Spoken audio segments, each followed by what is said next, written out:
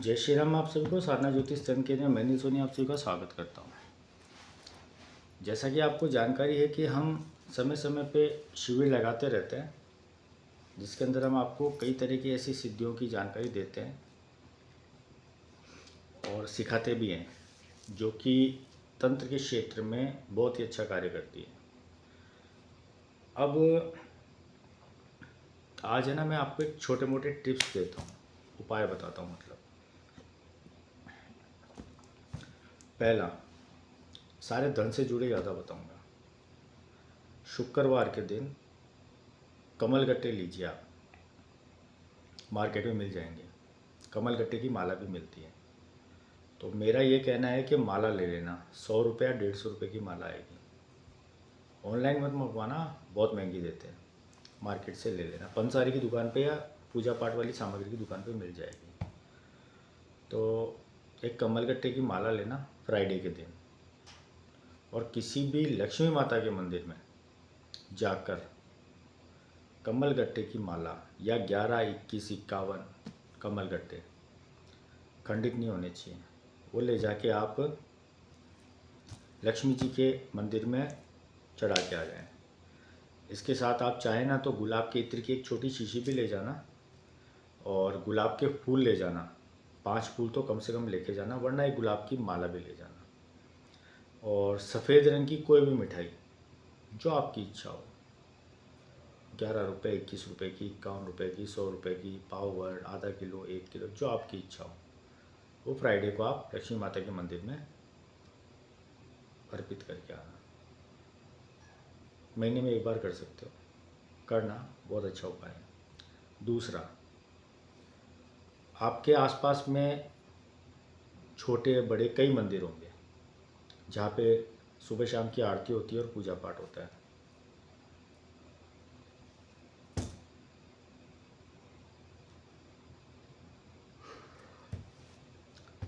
वहाँ पे आप क्या करा करो, इसका कोई वार फिक्स नहीं है ना। कोई कहता है कि साहब फ्राइडे को, सैटरडे को, संडे को, मंडे को, इसका कोई वार फिक्स नहीं है। जब आपका मन करे तब आप अपनी इच्छा अनुसार आधा किलो या 1 किलो या 2 किलो या 5 किलो, जो आपकी इच्छा अनुसार की बात कर रहा हूँ, देसी घी मंदिर में दे के आइए आप पुजारी जी को। वो जो आप हर महीने देसी घी दोगे ना, उस देसी घी से उस मंदिर में दीपक होगा, या वहाँ पे जो हवन होता है ना, वो हवन होगा। तो आप सोचो,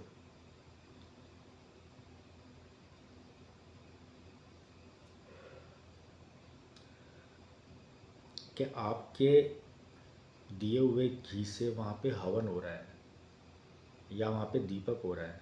अब वो दीपक होगा तो किसी एक देवता के तो होगा नहीं, उस मंदिर में 2, 4, 5, 10 जितने भी देवताओं की स्थापना हो रखी होगी, उन सब के वो दीपक होगा। कितना पुण्य मिलेगा। ये भी एक बहुत अच्छी सेवा है। तीसरा उपाय मंदिर का ही बता रहा हूँ। अगरबत्ती या धूप बत्ती और इसके साथ में एक माचिस, ये भी है ना, जब आपकी इच्छा हो। कोई वो फिक्स नहीं है इसके अंदर के कोई वार फिक्स है। जब आपकी इच्छा हो, जब आपका मन करे, अगरबत्ती का पैकेट रख के आ जाओ, साथ में एक माचिस रख के आ जाओ, या धूप बत्ती का पैकेट रख के आ जाओ, साथ में एक माचिस रख के आ जाओ। बहुत अच्छा बता रहा हूँ मैं आपको, करके देखना, रिज़ल्ट बहुत अच्छे मिलेंगे। अब जैसे आपका शत्रु आपको परेशान कर रहे हैं, तो उसके लिए एक उपाय बताता हूँ। 7 मंगलवार करना आप। हर मंगलवार को हनुमान जी को, उनकी जो गदा होती है ना, वो गदा है ना, उनको हनुमान जी के मंदिर में जाके भेंट करके आओ। अब आप कहोगे कौन सी? तो देखो, मार्केट में मिल जाती है 10 रुपये, 20 रुपये, 50 रुपये की, जो ये प्लास्टिक की आती है ना, गदा आती है ऑरेंज कलर की। वो है ना, 7 मंगलवार गदा आप हनुमान जी के मंदिर में रख के आओ, और मन में प्रार्थना करो कि हे हनुमान जी, मैं ये आपका जो शस्त्र है, आपका हनुमान जी का शस्त्र, हनुमान जी का हथियार क्या है? यही तो है, गदा। ये देख के आओ। बोले इस गदा से आप मेरे शत्रुओं का नाश करो। करके देखो 7 मंगलवार, अच्छा रिजल्ट मिलेगा। और एक चीज़ तो आप जानते ही हो कि हनुमान जी को चोला चढ़ाने से भी हनुमान जी प्रसन्न होते हैं। महीने में एक बार चढ़ा दिया करो, मंगलवार को, शनिवार को या पूर्णिमा को।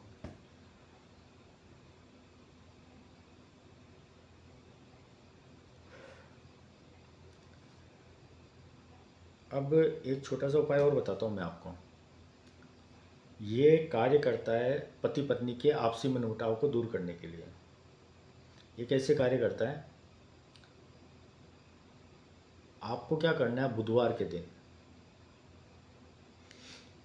के दिन आपको 5 लड्डू लेने हैं, है ना, मार्केट से देसी घी के लेना, बढ़िया वाले, हल्के मत लेना, मोतीचूर के लड्डू लेना ना, 5 बुधवार के दिन। और एक सिंदूर का पैकेट 10 रुपये का मिल जाता है मार्केट में। 5 लड्डू और एक सिंदूर का पैकेट आप किसी भी गणेश जी के मंदिर में चढ़ा के आइए और उनसे प्रार्थना कीजिए कि आपका वैवाहिक जीवन बहुत सुखी हो और ये जो आपसी लड़ाई झगड़े, तनाव, मनमुटाव होते हैं, आए दिन लड़ाई झगड़े होते हैं, ये बंद हो जाए। आप देखना, जैसे आप इस चीज़ को करोगे ना, आपको उसी महीने रिजल्ट मिलेगा। इस प्रयोग को आप महीने में एक बार कर सकते हैं। करना क्या है, 5 लड्डू और एक सिंदूर का पैकेट गणेश जी के मंदिर में चढ़ा के आना है। ये सिर्फ महिलाएं कर सकती हैं, पुरुष को नहीं करना है, ठीक है।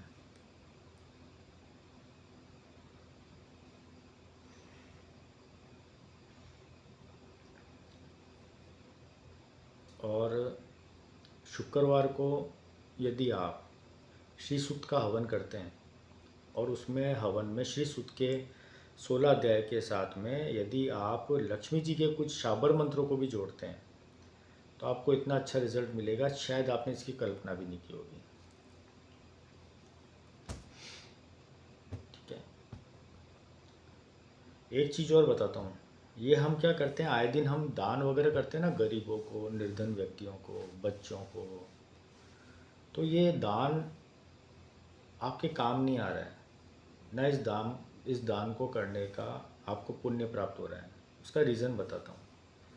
देखिए, हर कार्य को करने का एक उद्देश्य होता है। बिना उद्देश्य के या बिना किसी कामना के कोई भी कार्य किया जाता है तो उसे ना तो देवता स्वीकार करते हैं, ना उसका कोई फल आपको मिलता है।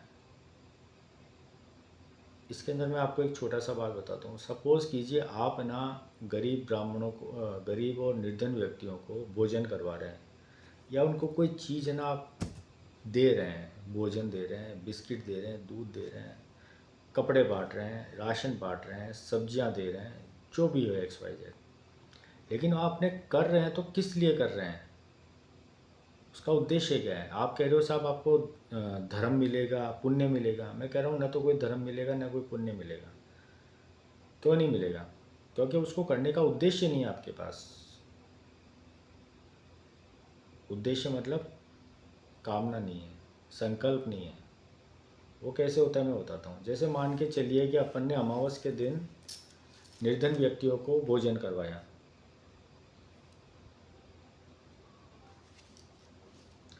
अब उसमें क्या है, जैसे हम किसी को दान देते हैं ना, तो दान देते समय या किसी वस्तु का दान करते समय या नगद पैसे देते समय, भोजन देते समय, वस्त्र देते समय हमारे मन में उसको देने का कारण बताना पड़ता है कि ये मैं दान किस लिए कर रहा हूँ। ये ध्यान रखना। जैसे हम अमावस को हमारे पितरों का दिन जैसे होता है कि पितरों को अमावस को पितरों का दान करते हैं अपन या उनके लिए करते हैं, तो इसके अंदर क्या है कि आपको ये बोलना पड़ता है। आप किसी भी कोई भी चीज़ की वस्तु का अगर आप दान कर रहे हो ना, तो उसमें ये कहना पड़ता है कि ये मैं किस लिए कर रहा हूँ। जैसे अगर आप अमावस को गरीब निर्धन व्यक्तियों को भोजन करवा रहे हो तो आपको वहाँ ये बोलना पड़ता है मन में कि ये मैं अपने पितरों की शांति के लिए कर रहा हूँ। इसका जो भी पुण्य प्राप्त हो वो मेरे पितरों को प्राप्त हो, ठीक है। ये ध्यान रखना आप। अगर आप मंदिर में किसी देवी माता के मंदिर में अगर कोई चीज़ रख रहे हैं, साड़ी दे रहे हैं, श्रृंगार की सामग्री दे रहे हैं या और कोई भी कह रहे हैं, तो आप उसमें ना, उसमें भी यही कहो, ये मैं अपनी कुल देवी के निमित्त कर रही हूँ।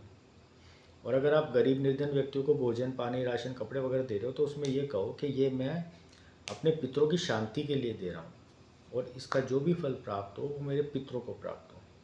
तो इससे क्या होगा कि आपके पितरों को है ना वो चीज़ें मिलनी शुरू हो जाएंगी और पितरों का आपको आशीर्वाद मिलना शुरू हो जाएगा। इसलिए आज के बाद अगर 1 रुपये का भी किसी को दान करो ना तो उसके पीछे है ना यही कहना कि ये मैं अपने पितरों की शांति के लिए कर रहा हूँ। ठीक है, इसका जो भी पुण्य प्राप्त हो वो मेरे पितरों को प्राप्त हो। ये है। एक चीज़ और बताता हूँ मैं आपको, है ना, मैं शिविर में आने वाले मेरे जितने भी शिष्य होते हैं ना, मैं सबको बोलता हूँ, करवाता भी हूँ प्रैक्टिकल।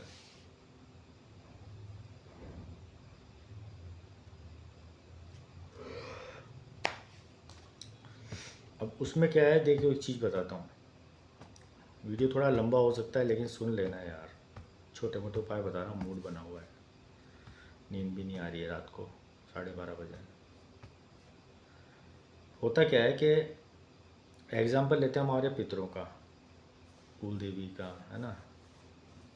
तो हम क्या करते हैं, हमारे पितरों के जो भी हम दान धर्म निकालते हैं या उनको जो भोग देते हैं ना, वो हम श्राद्धों में देते हैं। और श्राद्धों में भी 15 दिन डेली तो देते हैं। जिस दिन उसका दिन उनका दिन होता है ना, उसी दिन उनका खाना बनता है, उनके नाम से हम ब्राह्मण भोजन करवाते हैं।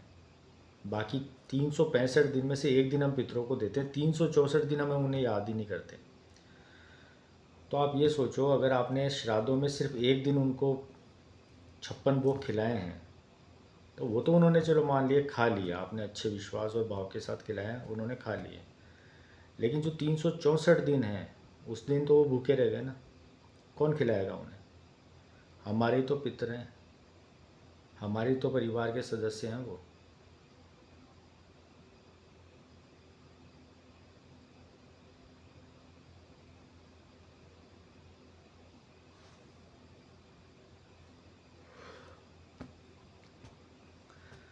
मैं आपको एक चीज़ बताता हूँ जो मैं सिखाता भी हूँ लोगों को, है ना, आपको भी बता रहा हूँ, आज करके देखना, रिज़ल्ट मिलेगा। अगर अच्छे भाव से करोगे ना तो बहुत अच्छा रिज़ल्ट मिलेगा, गारंटी दे रहा हूँ मैं आपको इस चीज़ की। जब भी आप खाना खाने बैठो ना,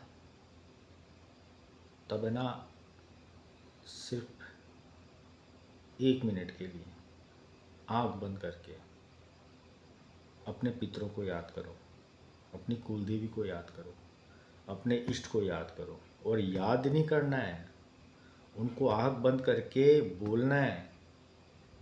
जैसे मान के चलिए कि मेरे सामने खाना आ गया ना थाली में, मेरे घर वालों ने मुझे खाना ला के दिया कि खा ले, तो मैं बैठ गया आसन लगा के, खाना खाने बैठ गया मैं।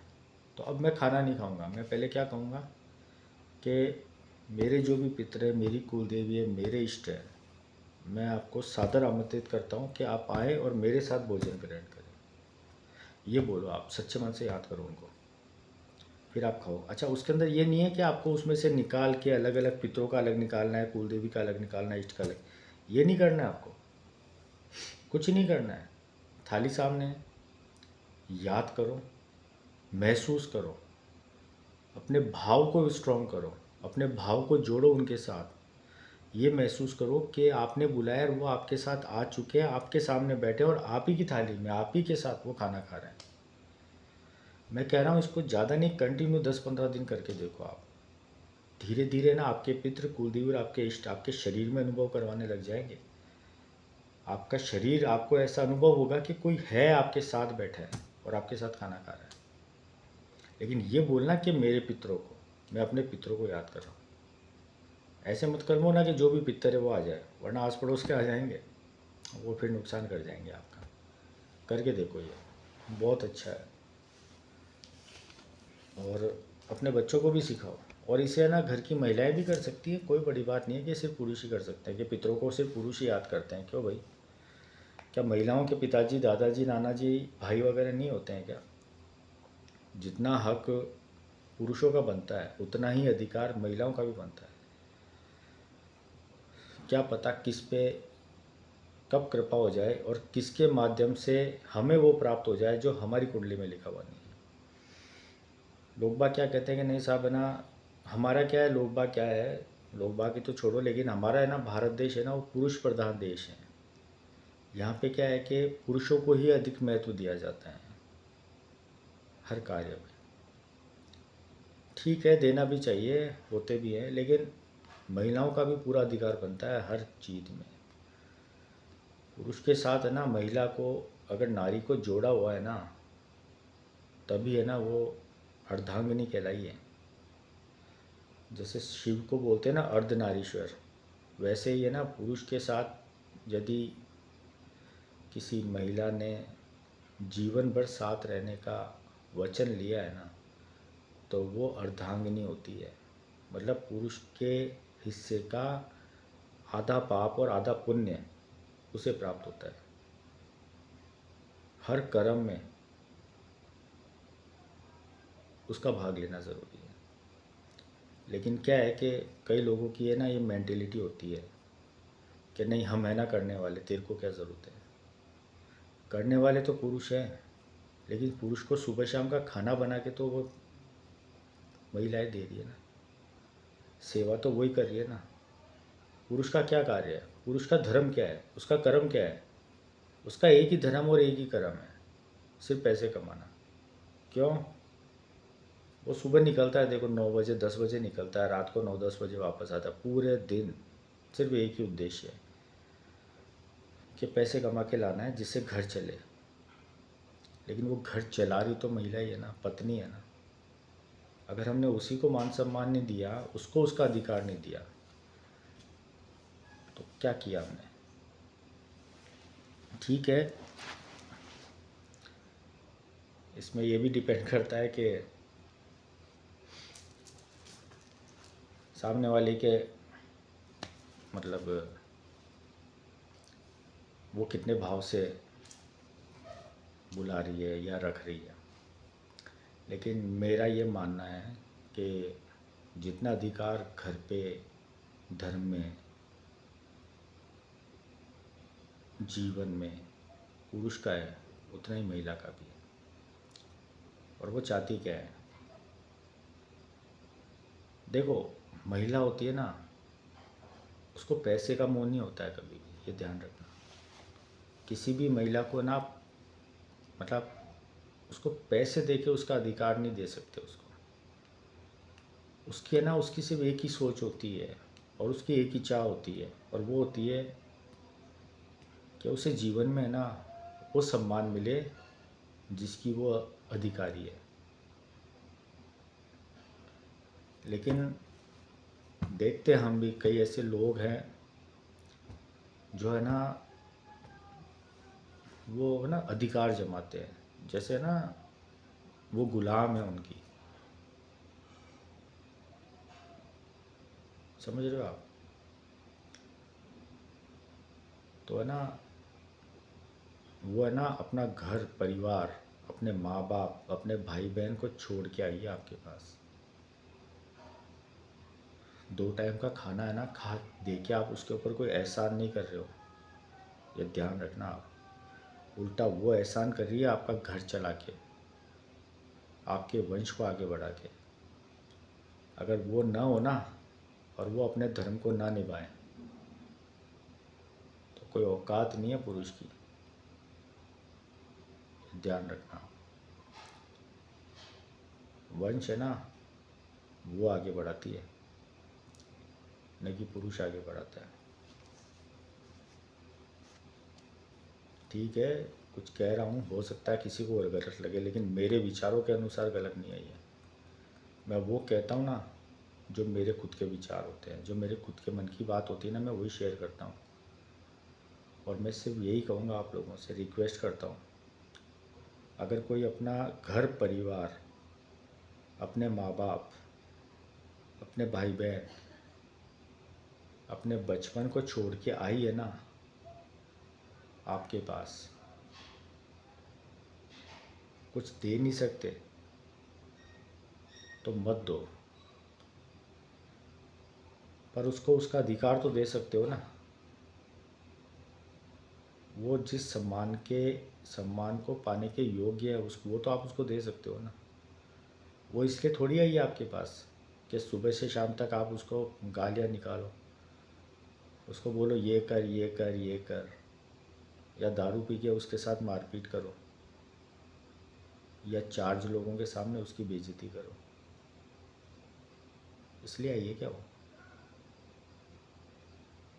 उसने सब छोड़ा है। आप छोड़ सकते हो क्या अपने माँ बाप को, अपने भाई बहन को छोड़ के जा सकते हो क्या? नहीं जा सकते ना। क्या कहोगे, मेरी माँ है, मेरा बाप है, मैं तो नहीं जाऊँगा।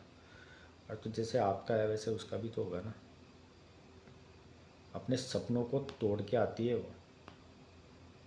जैसे हम सोचते हैं ना कि हमारा ये सपना, हम ये करेंगे वो करेंगे, उसके भी तो सपने होते होंगे ना। बचपन में उसने भी तो सपने देखे होंगे ना। लेकिन जैसी शादी होके वो आपके घर में आती है ना, वो अपने सपनों को छोड़ के आती है। उस अपनेपन को छोड़ के आती है जिस घर में वो बचपन से रही है ना, जहाँ वो खेली है अपने माँ बाप के साथ। देखो, बाप होता है ना, वो अपनी बेटी को ना राजकुमारी बना के रखता है। और जब है ना एक पिता, पिता कौन हुआ?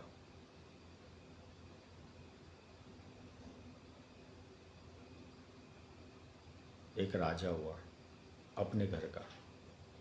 तो राजा की बेटी कौन हुई? राजकुमारी।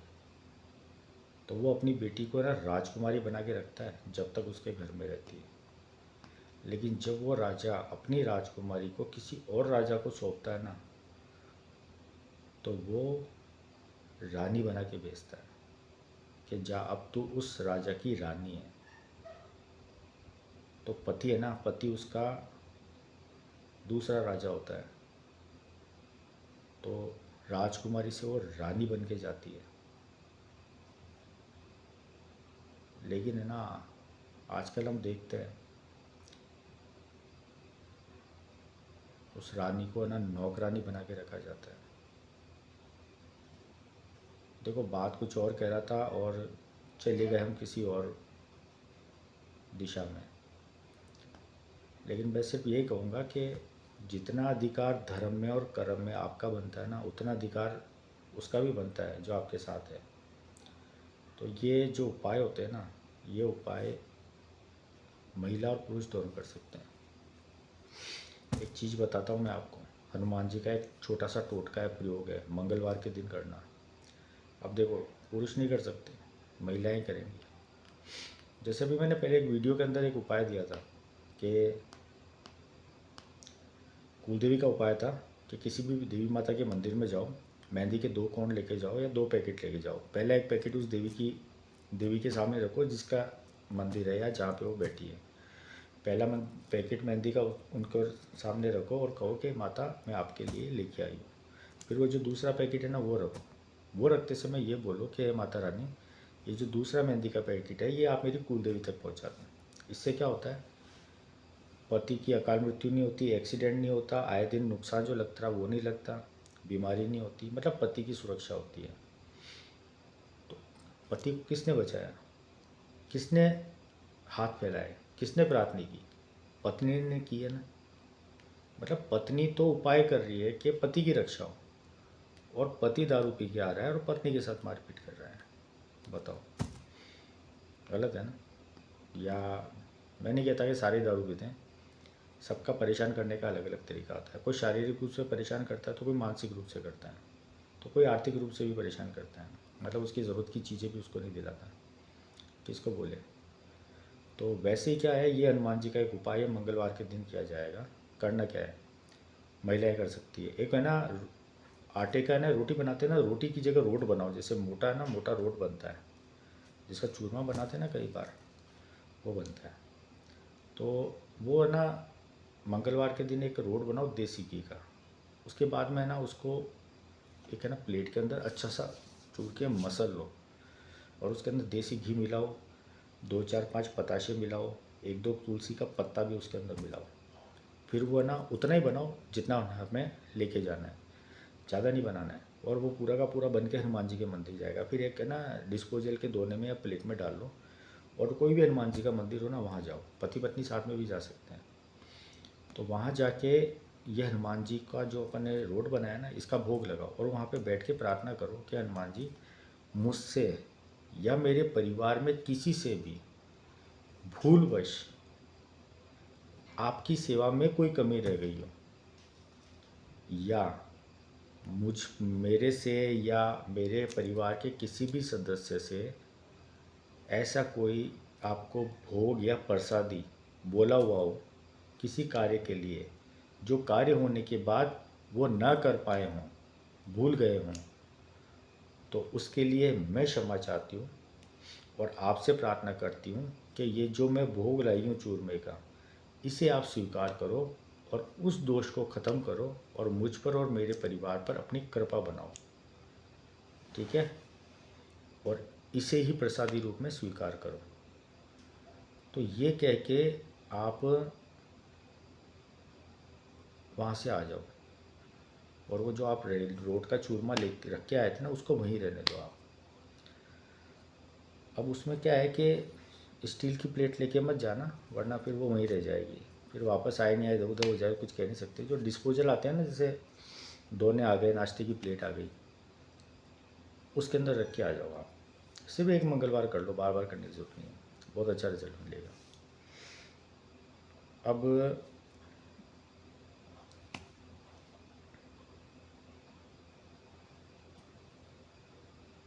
जैसे एक उपाय बताता हूँ मैं आपको। मान लो आए दिन नज़र लग जाती है, ठीक है, बच्चों को, बड़ों को, किसी को भी हो, यार नहीं भी लगती है ना, तो भी एक चीज़ बताता हूँ। घर का हर सदस्य नहाते समय ना, अपनी नहाने की जो बाल्टी होती है ना पानी की, उसके अंदर ना 1 चुटकी या 2 चुटकी नमक डाल ले, नमक डाल के नहाए। उससे क्या है कि आए दिन होने वाली नेगेटिविटी है ना, और जो छोटी मोटी नज़र लग जाती है ना, वो हटनी शुरू हो जाएगी। करके देख।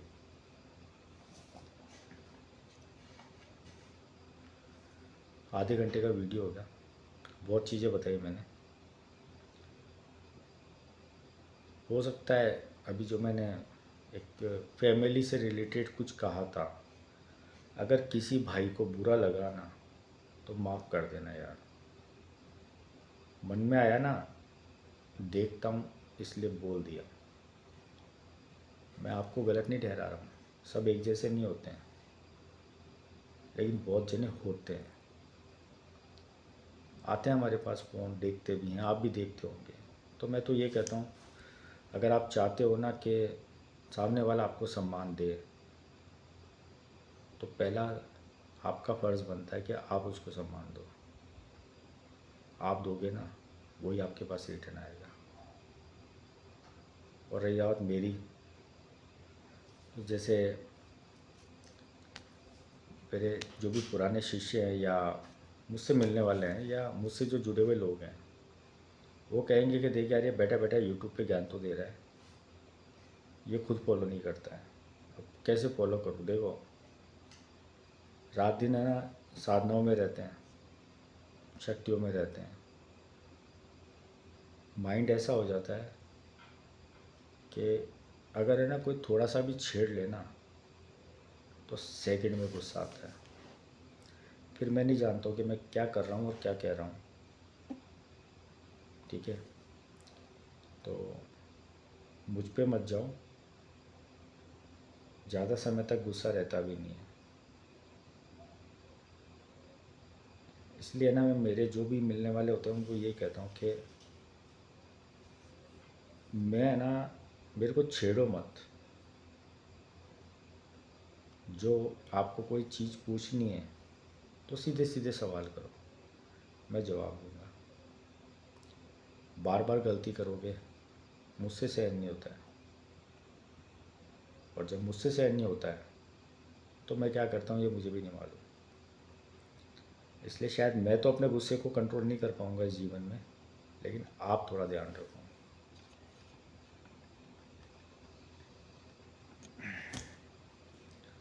वीडियो आधे घंटे का हो गया, काफ़ी उपाय बताया मैंने।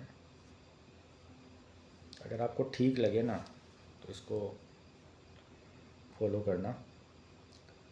आता हूँ, और भी 1 बज रहे, छोटे मोटे उपाय और बताता हूँ आपको, है ना। जय श्री राम।